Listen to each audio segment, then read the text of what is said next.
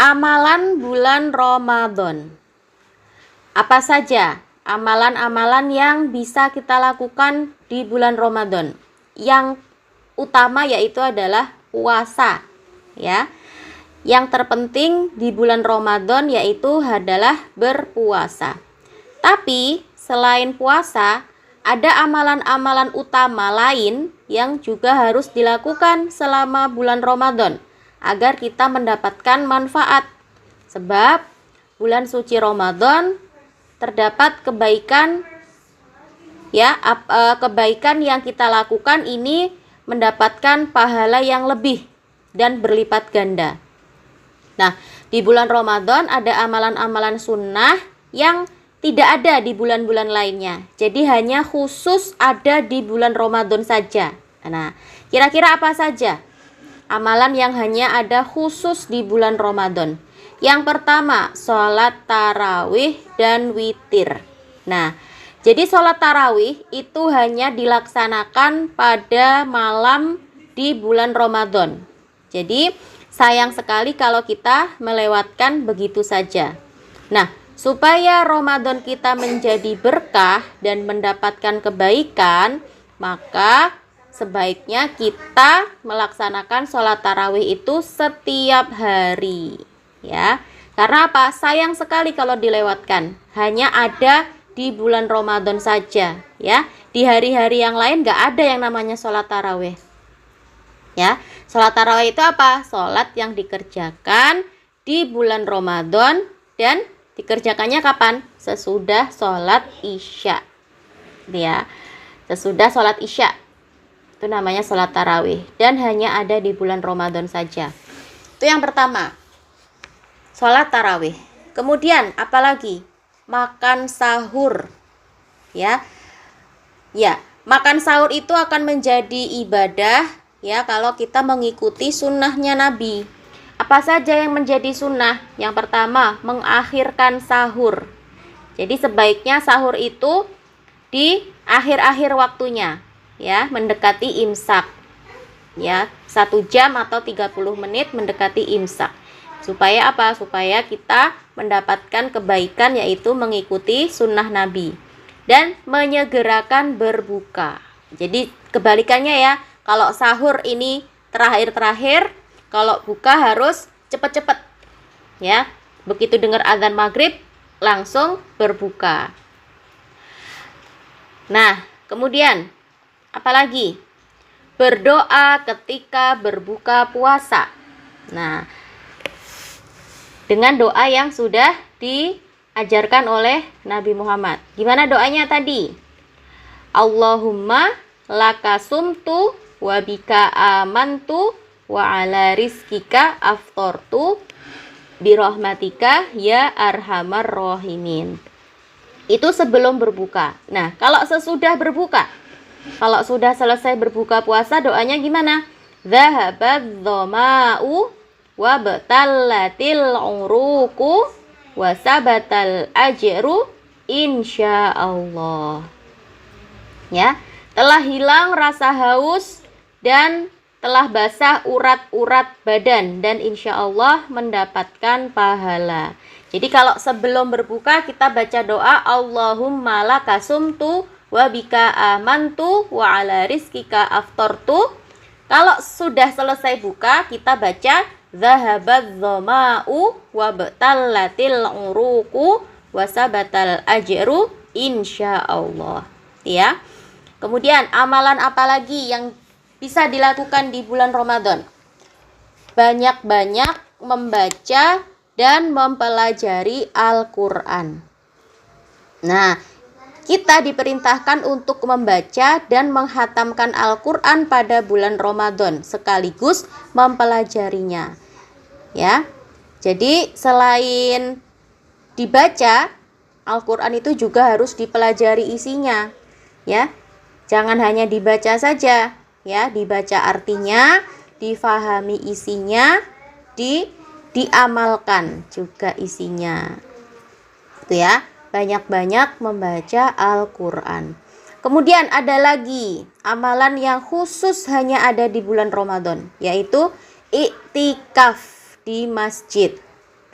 Nah, mendekatkan diri kepada Allah dengan cara iktikaf, ya, terutama pada 10 hari terakhir di bulan Ramadan.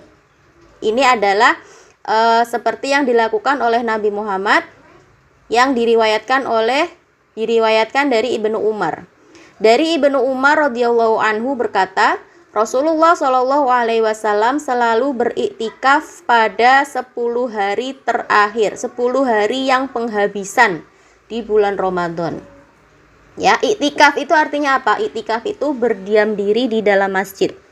Ya, ngapain aja iktikaf itu?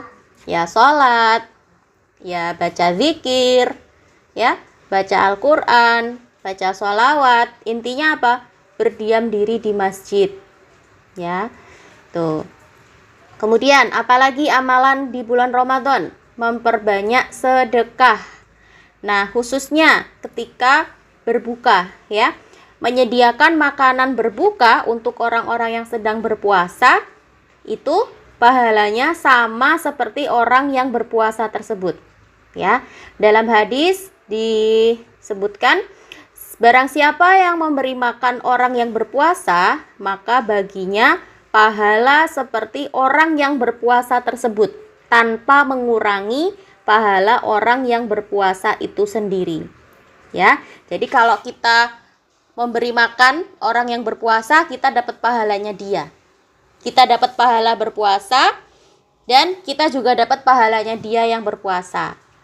Itu ya, jadi dapat pahalanya 2. Nah, jadi kenapa kita harus menyediakan makanan berbuka bagi orang yang berpuasa? Diusahakan biar dapat pahalanya banyak. Ya. Oke, selesai ya pembahasan kita tentang puasa. Sekarang ada istilah-istilah yang sebaiknya kita tahu. Syahrun Mubarak artinya apa? Bulan yang penuh keberkahan. Maksudnya bulan apa ini? Bulan Ramadan. Ya, bulan Ramadan itu disebut dengan Syahrun Mubarak. Artinya bulan yang diberkahi. Kemudian ada lagi istilah iktikaf. Apa artinya iktikaf? Berdiam diri di dalam masjid. Ya, iktikaf itu artinya berdiam diri di masjid. Kemudian ada lagi istilah fardu ain. Apa maksudnya fardu ain? Fardu ain itu artinya kewajiban perorangan. Ya, wajib dilakukan sendiri-sendiri, nggak boleh diwakilkan ke orang lain. Harus dikerjakan sendiri. Contohnya apa? Sholat. Ya, sholat wajib itu fardu ain, harus dikerjakan sendiri. Nggak boleh nitip, nggak boleh dikerjakan orang lain. Ya, misalnya Nazira nitip ke Umi, tolong dong aku nitip sholat, nggak bisa seperti itu ya. Fardu ain itu artinya harus dikerjakan sendiri. Terus Syahrul Quran artinya apa? Bulan Al-Quran. Nah, bulan Ramadan disebut juga dengan Syahrul Quran atau bulan Al-Quran. Kenapa kok disebut dengan bulan Al-Quran? Karena Al-Quran itu diturunkan di bulan Ramadan. Makanya kenapa disebut dengan Syahrul Quran? Karena Al-Quran diturunkan di bulan Ramadan. Kemudian ada lagi Lailatul Qadar. Apa artinya Lailatul Qadar? Artinya malam kemuliaan. Ya, pada malam Lailatul Qadar itu kebaikannya apa? Satu malam itu lebih baik dari 1000 bulan. Bukan hanya 1000 hari ya, tapi 1000 bulan. 1000 bulan itu sekitar 80 tahun lamanya. Satu malam, tapi kebaikannya lebih baik daripada 80 tahun. Kemudian ada lagi istilah Nuzulul Quran. Apa artinya Nuzulul Quran? Artinya turunnya Al-Quran. Nah, biasanya malam nuzulul Quran itu diperingati setiap tanggal 17 Ramadan. Ya, tanggal 17 Ramadan itu diperingati sebagai malam nuzulul Quran. Oke, sudah selesai ya pembahasan kita. Hikmah. Nah, orang yang berpuasa itu akan meraih 2 kebahagiaan, yaitu kebahagiaan ketika berbuka dan kebahagiaan ketika berjumpa dengan Allah. Nah, bahagia enggak? Kalau dengar adzan maghrib bahagia enggak? Senang enggak? Udah puasa seharian, terus dengar adzan maghrib. Bahagia kan? Nah, itu kebahagiaan di dunia. Nanti di akhirat ada kebahagiaan yang lebih baik lagi, yaitu adalah kebahagiaan ketika berjumpa dengan Allah. Nah, ini adalah balasan bagi orang yang berpuasa. Orang yang berpuasa akan meraih 2 kebahagiaan, yaitu kebahagiaan ketika berbuka dan kebahagiaan ketika berjumpa dengan Allah. Nah, oke, selesai ya pembahasan kita tentang berpuasa. Insya Allah nanti kita lanjutkan dengan materi yang lain ya.